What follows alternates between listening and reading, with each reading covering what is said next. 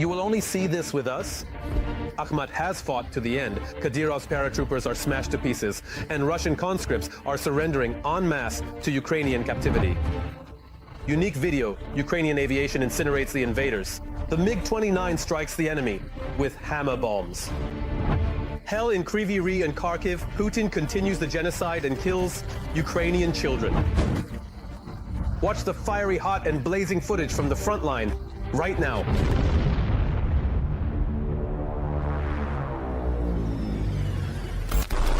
The bloody war continues. The war that Vladimir Putin and his pack unleashed on Ukrainian soil.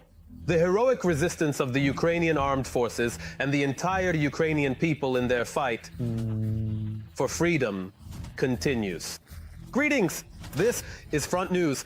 With you is Volodymyr Tymoshenko. In the next 30 minutes, you will find the truth about the war, which our journalists are uncovering from the hottest battle zones. So, are you ready? Then, let's begin.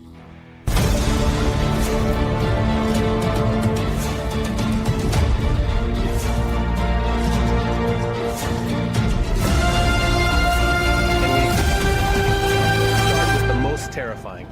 A ballistic strike on Kryvyi Rih, a new bloody and chilling chapter of this war, written by Putin's Russia. As a result of the enemy strike on the center of a residential district in Kryvyi Rih on April 4th, 20 people were killed, including 9 children. Another 75 people were injured. It is likely that Russia launched a cluster missile at the city, which is usually used in war against infantry. But the Kremlin terrorists deliberately targeted Ukrainian children, as there was a playground near the How impact site. The details of this horror are in an exclusive and chilling report. The number of dead and injured continues to rise. The rescue of the victims continues despite new threats. Air raid alerts are being announced repeatedly in the region. The Russians struck with ballistic missiles at a densely populated residential area around 7 in the evening. The impact was right next to a children's playground. Photos and videos are being published online showing the area burning near the swings. According to preliminary data, it was a cluster Iskander. The streets were full of people, families with children. The explosion occurred almost immediately after the alert was announced, so people simply didn't have time to take cover. The bodies of the deceased are on the sidewalks in the parks next to the children's swings. Indescribable pain is captured in the footage as a mother holds the hand of her deceased son. According to local media, the boy was 15. You are my sunshine. You are my darling.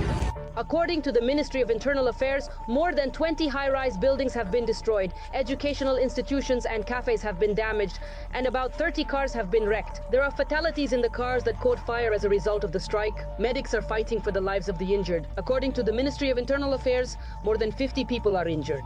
The youngest is only 3 months old. The boy has lacerations. This is the most massive attack in recent times on the city of Kryvyi Rih and the Dnipropetrovsk region as a whole. About 20 high-rise buildings have been damaged. This is civilian infrastructure, high-rise buildings, a peaceful residential area of Kryvyi Rih.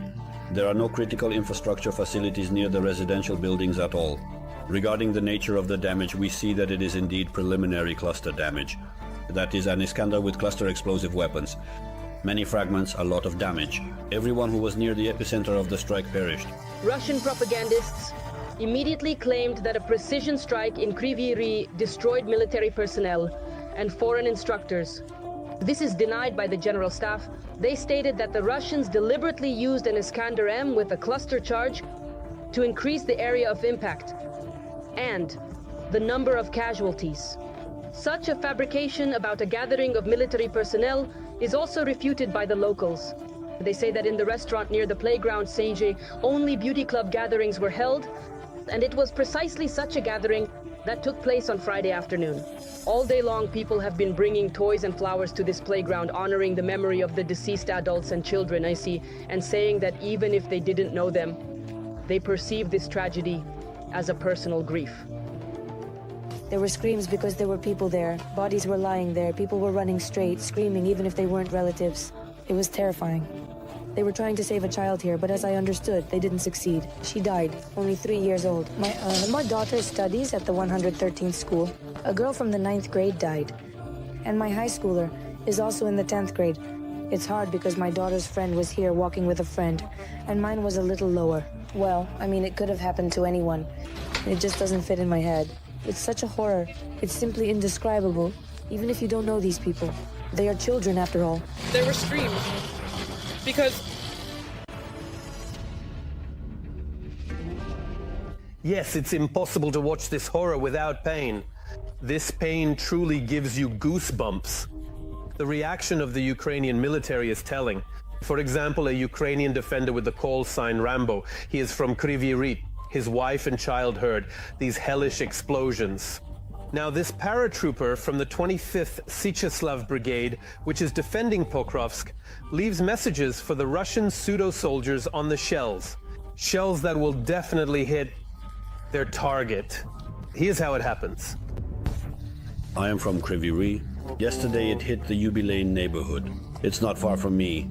My wife heard the explosions, children died. We will take revenge. We'll sign them and let them receive these gifts. We will take revenge. We'll sign. Let them receive the gift. Receive the gift.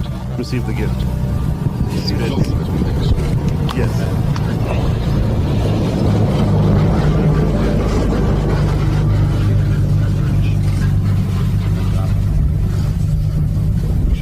I think they will be pleased. Where exactly will these explosives fly to?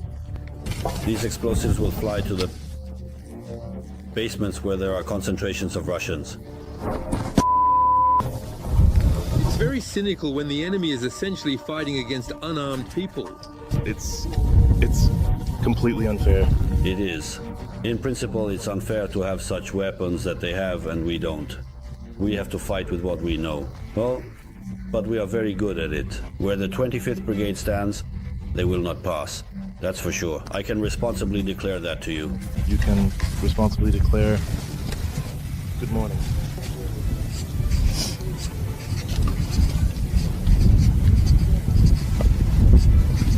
And there's no sympathy for them at all. Absolutely none. Absolutely at all. Do you have...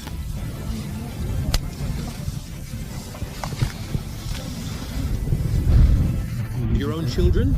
Yes, two. My eldest is in Azov. He's 18 years old. Now, he went through without an IDP and was already... Now, he was already wounded. They evacuated him. He was on medevac. And what do you feel when you see that the Russians strike again? Well, I feel tears in my eyes. They come back. What I can feel, tears well up in my eyes. I keep all emotions to myself, do my job, and that's it. So, like that.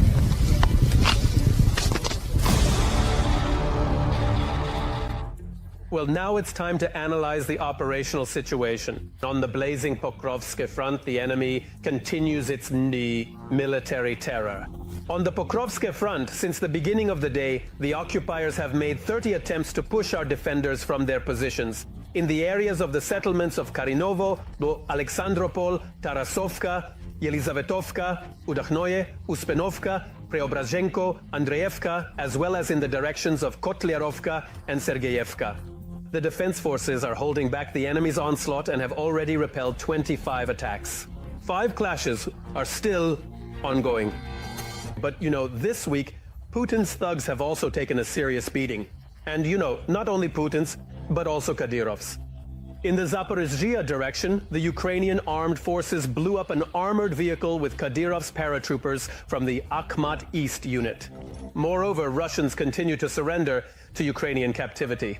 It's understandable, as since the start of the major war, Russia has lost over 900,000 military personnel, with 250,000 of them killed. These are data from NATO officials. All the details of what is happening on the battlefields are in our report. Let's watch.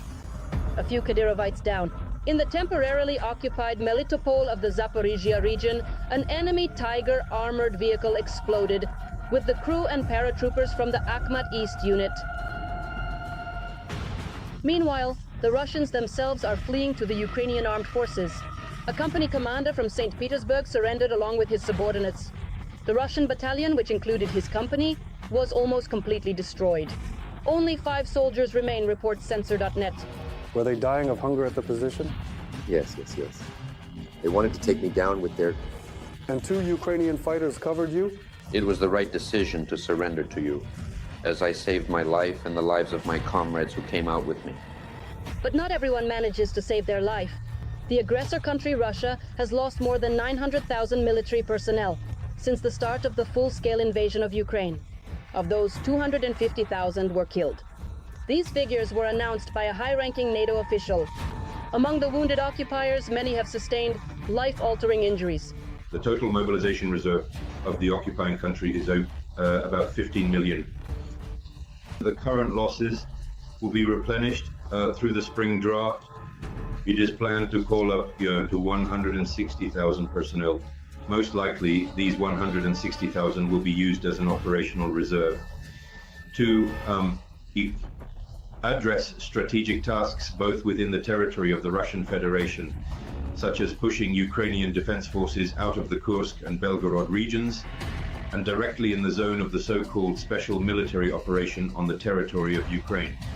According to the data from the General Staff of the Armed Forces of Ukraine, Russian troops lost approximately 1,380 soldiers in a day. In addition, the occupiers lost 100 units of military equipment. NATO General Christopher Cavoli compared Russia's losses in Ukraine to an entire U.S. tank corps, which is more than 4,000 tanks. The Russian occupation army has lost 10,528 tanks over the entire period of the large-scale invasion of Ukraine. Just in the last day, the Russian occupiers lost another 7 units of heavy armored vehicles. And for understanding, as of even the year 24, according to satellite images on long-term storage bases, from about 6,000 tanks that were there at the start of the large-scale invasion, no more than 2,000 remain. Already this year, according to experts' estimates, Russia may face a shortage of tanks due to huge losses on the front and production issues. At the moment, the Russian Federation is unable to produce modern models of heavy armored vehicles. In the Russian Federation, there is only one enterprise capable of producing heavy armored vehicles, as they say, from scratch. This is Uralvagonzavod. According to various estimates, the monthly production of T-90 tanks, the latest models of Russian armored vehicles, is no more than 10 units. According to the estimates of both foreign and Russian specialists, the production of the latest models of armored vehicles in the Russian Federation is at the level of up to 200 tanks per year. Meanwhile, NATO sees no signs that Moscow is preparing for a ceasefire. Its goals remain unchanged. In the last 2 weeks, there has been a sharp intensification of hostilities along the entire length of the line of contact. This concerns both military actions on the territory of the Russian Federation and directly on the territory of Ukraine. Moreover, the Russian Federation is trying to expand the theater of operations by involving the territories of the Sumy and Kharkiv regions. In addition, there is a sharp intensification of hostilities in the Zaporizhzhia direction, and accordingly the traditionally difficult situation in the Donetsk direction. But the Ukrainian military is ready to fight against the Russian invaders. The Supreme Allied Commander Europe of NATO, General Christopher Cavoli, stated that the armed forces of Ukraine are holding their positions and implementing innovations on the front. This is an acknowledgement that the defense forces of Ukraine are capable not only of holding back the onslaught of the occupiers, but also of conducting successful counter-offensive actions. Moreover, not only on the territory of Ukraine, but primarily on the territory of the Russian Federation. Cavoli also noted that the defense forces continue to hold a bridgehead in Kursk and have even advanced towards the Belgorod region. And in Chasiv Yar in recent months, the Russian offensive has somewhat begun to decrease. The heaviest battles are taking place in the Chasiv Yar area. The Ukrainian defense forces are holding positions in 2 neighborhoods of this settlement. The main task of the occupiers is to try to reach the Bakhmut-Kostiantynivka highway directly. Chasiv Yar is a key point of Ukrainian defense, which effectively covers further advancement of the occupying forces towards the Slovianska-Kramatorsk agglomeration.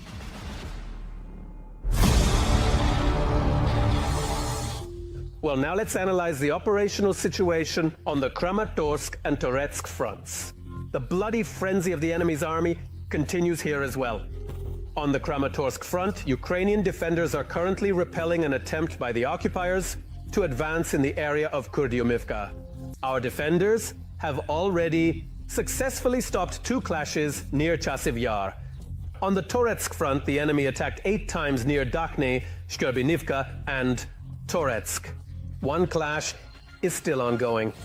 The liberation of the Chernihiv region from Russian invaders, which occurred just over 3 years ago, is a separate and crucial part of this terrible war. For an endlessly long 33 days, Chernihiv was a territory of Russian torture chambers, burned Russian equipment, and shot people.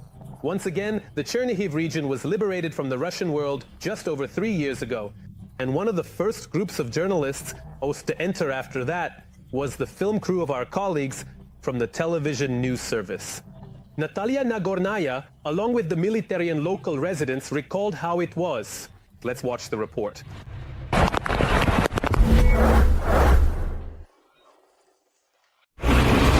This spot on the road immediately draws attention, and it is a reminder of the events from 3 years ago.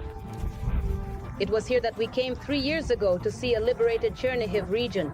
The villages of Starya and Novyi Bikiv were among the first settlements to be liberated. Even the weather was similar back then. Only we were walking here in helmets and bulletproof vests. Here is where the Kharkiv region ends and the Chernihiv region begins. And it was precisely here that until recently was the last line of our defense. These are shots from our archive and evidence of how the local residents were preparing to resist the occupiers. The locals were also preparing, making bandera smoothies, but volunteers arrived, and it wasn't needed. In the middle of the field lay remnants of rockets. At least someone has a nose. And the defensive structures still smelled of fresh wood, and battles back then. The fruits have already started. The mortars had already started working, grenades were flying in, so we started digging in. The local guys from the territorial defense helped us. This is Pedro's friend. At the moment, he is serving in the 67th Brigade and is currently fighting on the Sumy and Kursk fronts. He was able to get to Bykov 2.5 years after its liberation. There was a very deep and profound sense of nostalgia. It feels like I'm back in 1914-15, just as the war started. Just when the war started. The commander of their battalion is Taras Babanish. In April 2022, Hammer was our guide. He made sure we stayed on the road and constantly talked about his fighters, of whom he is very proud. As a result of the work of Ukrainian artillery, we managed to destroy, accordingly, their target. There were a lot of shells of various kinds and calibers here. The consequences of this can be seen. The consequences can be seen. The former Russian ammunition depot now more closely resembles a melon field. Only instead of watermelons, there are remnants of grads and artillery shells lying around. After Chernihiv region, the right sector relocated to the Kharkiv region. Their friend Hammer led the guys into battle and died. I bring in the people and say, I will personally oversee everything here. Position the people. But since he went first, he took all the fire upon himself. He died. Focus's friend also died that day. Friend Focus also died that day. But back then, 3 years ago in Free Bykov, we didn't yet know that we were accompanied by a future official hero of Ukraine. This title was awarded to friend Hammer posthumously. This particular intersection from 3 years ago stands out in my memory the most, because there was a pile of burnt Russian scrap metal with a symbolic circle marking. The occupation of this community lasted 33 days. In the village of Novaya Basan, the number of residents at that time doubled. Unfortunately, at the beginning of the full-scale invasion, everyone who tried to leave Kiev in this direction, heading to relatives or acquaintances, thought it would be safer here, but ended up in occupation. I was held captive from March 5th to March 30th. In total, there were 20 of us held captive in Basan, including myself. Altogether, 20 people. Nikolai Dyachenko, the local chairman, counted the passage of 850 units of enemy equipment by March 5th. After that, there was no time for counting. 19 civilians died in the community, including a teenager. The war is not with us and not about us. And then it turned out to be with us and about us. It's not easy to remember even 3 years later. Maria Zubets recounts how the occupiers fired in all directions and severely wounded her father.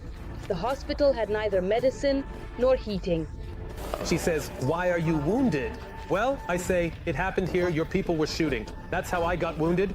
They came in and indeed they see a person lying there. And Grandpa isn't offended that we wounded him. And the grandfather doesn't hold a grudge that we wounded him. Father started crying. Our family pediatrician stayed there along with a paramedic. At least at night, we could somehow keep in touch about the condition, what, where, and how, since they were in a cold building that was no longer heated, and they had no food, no water, nothing. And the injury was quite severe. I am very grateful, even though my father died. Even burying the dead was impossible. Svetlana recounts Nikolai's story.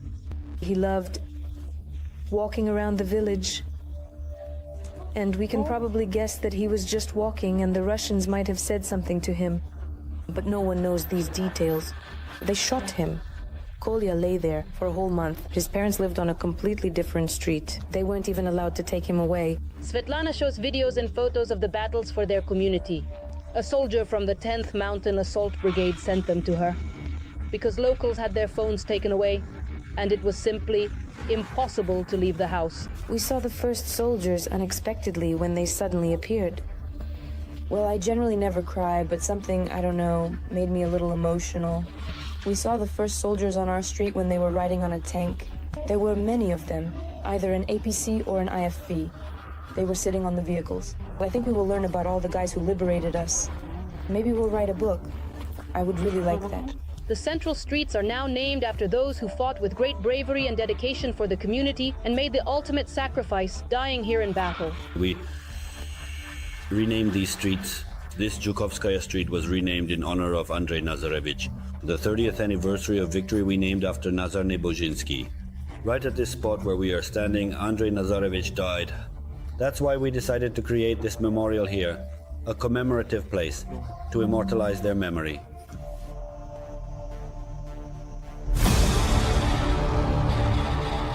And now we move to the Novopavlovsk and Gulyapol front direction. Let's be honest, this is another sacred goal for Putin and his entire entourage. Accordingly, the situation here is also extremely tense. Today on the Novopavlovsk direction, our soldiers repelled 5 enemy attacks near Konstantinopol and Skudnoye. One battle is still ongoing. In the Gulyapol direction, the invaders carried out airstrikes on Voskresenka, Zelenoye Pol, Novopole, Malinovka, and Gulyapol. Ukrainian aviation continues to destroy the invaders. In just a minute, we will show you unique footage. A MiG-29 strikes the enemy with 2 hammer bombs on the Pardas-Pokrovsk direction of the front. Meanwhile, the Russians abandoned their own on the battlefield. There have been increasing cases where Russian conscripts simply refuse to evacuate their own wounded from the battlefield. We will also demonstrate this to you soon. But there is also troubling news. Russia is preparing a new massive offensive against Ukraine. Representatives of the legendary 3rd Assault Brigade say directly this could happen as early as April. However, the Center for Countering Disinformation names May as the date for the possible start of a Russian offensive. Which regions of Ukraine are under special attention? We delve into this in our report. Ukrainian aviation is lighting up in the literal sense of the word. This video contains exclusive footage from the front line. A MiG-29 carries out airstrikes with 2 AASM hammer bombs on a house with Russian occupiers in the village of Zaporizhzhia in the Pokrovsky direction. Nevertheless, the enemy does not cease attempts to find weak spots on the front and advance. There is an increase in the activity of Russian troops on the front. They are intensifying strikes on key directions, preparing for a potential large-scale offensive. New tactics are creating new challenges for the Russians. As discovered by the partisans of the Atesh movement in the Zaporizhzhia region, the Russians are increasingly using small group tactics without the use of equipment. Accordingly, in the event of an injury, no one will come to evacuate the occupiers. Their further fate, either to remain dying under the open sky, sun, or to be captured by our soldiers. They are once again beginning to feel an acute shortage of personnel. Therefore, the tactic of small groups is being employed. There, Infiltration is happening. Groups of 2, 3, 5, up to 10 people are moving in sections. The equipment is heavy. The impact zone practically does not extend to a depth of up to 5 kilometers. And if it does approach, it's something they clearly don't mind losing. Most often, the Russians first send small infantry groups forward. Then the occupiers look for cover to gather strength. Ukrainian aerial reconnaissance detects such attempts, and the operators of the UAV group Spartan eliminate the Russians using various types of drones. Even though the Russians are dying like flies, they do not stop coming to Ukraine. Ukrainian military reports that for April and May of this year, Russian forces are preparing a new offensive on the Kharkiv and Sumy regions. We definitely have information that the Russian Federation is indeed preparing an offensive for April. There are units currently located in the rear areas. In our direction, this is approximately 2 to 3 divisions. They have reserves, they are well staffed with personnel, and have been on training grounds for over a month preparing for their future actions. There are attempts to break through on ATVs or motorcycles, but our FPV operators handle them quite confidently and quickly. For now, it is more a tactic of intimidation and terrorizing the civilian population. Yesterday's shelling of Kharkiv, the shelling of Zaporizhia, the shelling of peaceful cities, a typical treacherous situation for the Russian army and for Russia as a whole. Another typical tactic of the Kremlin dictator is to mobilize as many people as possible to then send them to the front. This is what he has been doing in recent days. Take a person off the street and throw them into a training camp. In a month, he will more or less learn to dig in, shoot, move in a dispersed formation, camouflage and distinguish a grenade from an anti-tank mine. In principle, this is quite enough for a short offensive. The key point in all of this is that the offensives by the occupying army are indeed short, but the casualties from all of this are too high.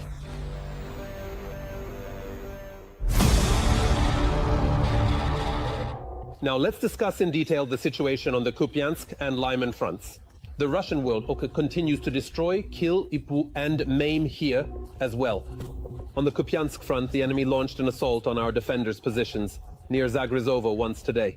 On the Lyman front, the invading army attacked 13 times near Nadia and towards Novoplatonovka, Novomikhalivka, Rakivka, Red Kodob, and Novo. 6 clashes are still ongoing. The entrance to an entire building was destroyed. People were burned alive.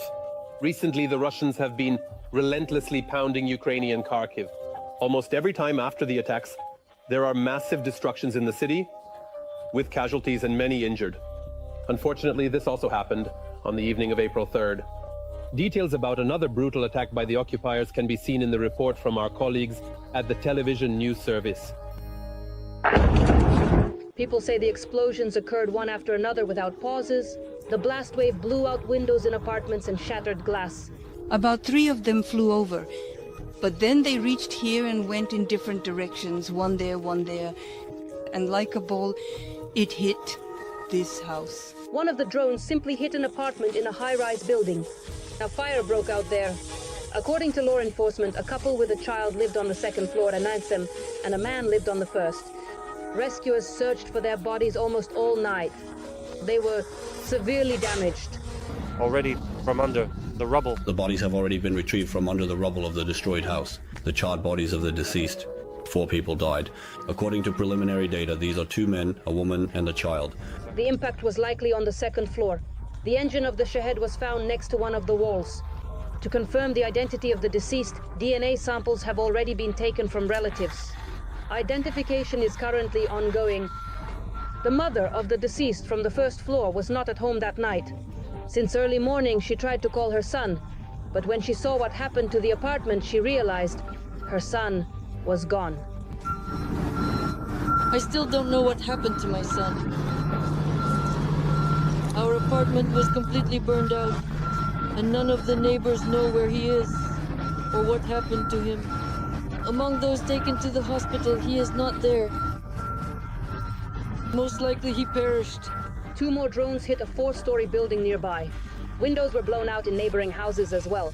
Irina, her husband and son barely managed to run to the corridor. They say this is what saved their lives. People, follow the rule of 2 walls. Because if we had been sitting in the room and not in the corridor, we wouldn't be here now. A total of 7 hits were recorded in Kharkiv. Most of the strikes were in the Novobavarsky district. Another hit an administrative building in Kolotnogorsky, where there were no people at the time of the attack. At the moment, more than 30 houses have been damaged. These include both apartment buildings and private houses. One family reached out to us. We have a dormitory in our district and they are going there today. Since the beginning of the week, Kharkiv has endured 4 massive drone attacks. During this time there, nearly 50 drones were launched over the city. The attacks caused significant damage and claimed human lives. That's all for today. But very soon, Front News will bring you new, unique materials from our journalists in the hottest spots of the war, gathered so that you know the truth. This was Vladimir Timoshenko with you. Take care of yourself and your loved ones.